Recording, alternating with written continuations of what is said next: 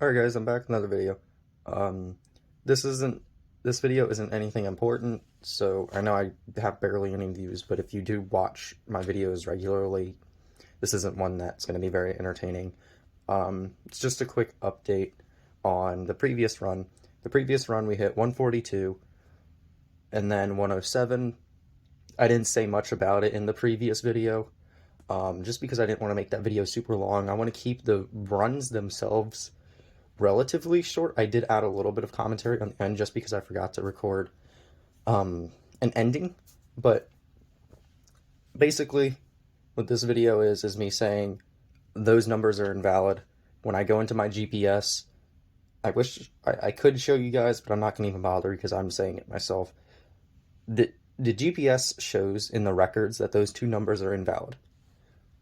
I don't know what that GPS I don't know what the GPS declares as invalid versus valid. Maybe it's how long it's been on, because I do remember leaving it on for a good period of time. And then I ran it again the next day and I turned it on and immediately ran and it said invalid. I'm not entirely sure why or what's causing it, but I do have runs that are valid. I do have runs that are invalid. It's just, I guess I need to leave it on for a minute and let it fully calibrate and get signal. But I don't want to leave it on for 15 minutes like I did the one time.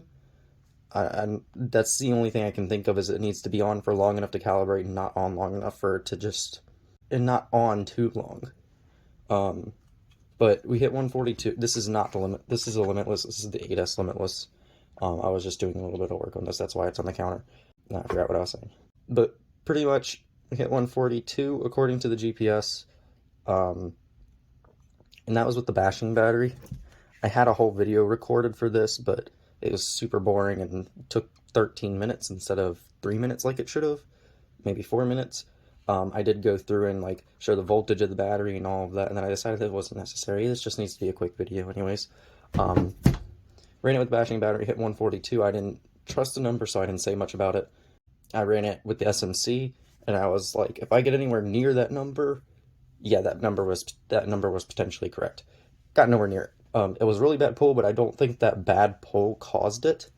I think that the GPS just wasn't recording right, because 142 to 107, yeah, those are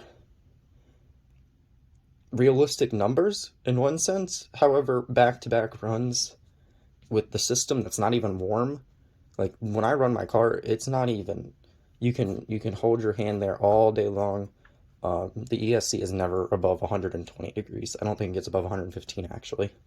The motor, because I have a heatsink and fan on it, doesn't get warm either. It gets warm, but that's any motor when it operates. It's not going to be cold, but it's also 30 degrees outside when I'm running right now, so the weather is helping a little bit with the cooling.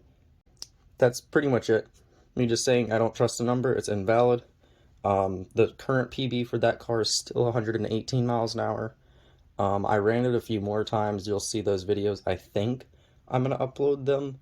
I almost wasn't, but I'm going to go ahead and upload them. There's going to be a video coming out soon of some 4S runs and then another 6S run.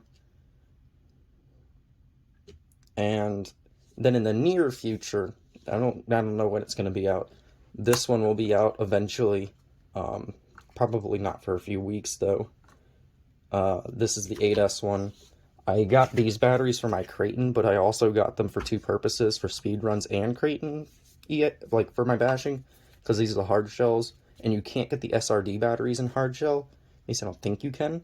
So I went with these, which are the graphene ones, and I also figured the 8,000 milliamps would be better for bashing.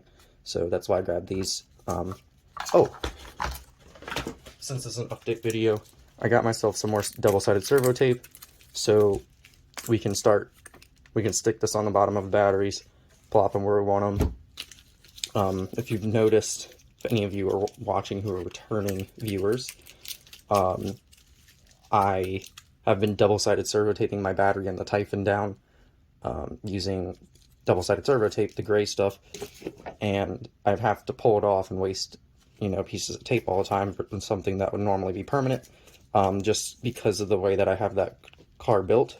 This will allow it to be a lot easier. And then, I don't know if I'm going to do a video on this, but this is a little crawler, the SCX-24 originally. I put the Furatech system in it. This is turning into a future, what might come in the future video now, not a, hey, this number is an invalid number. Let's just keep going, and hopefully we'll get to that number we'll actually hit that number. I'm going to stop it there, because I'll just keep talking about stuff. That's it. Have a good day, guys.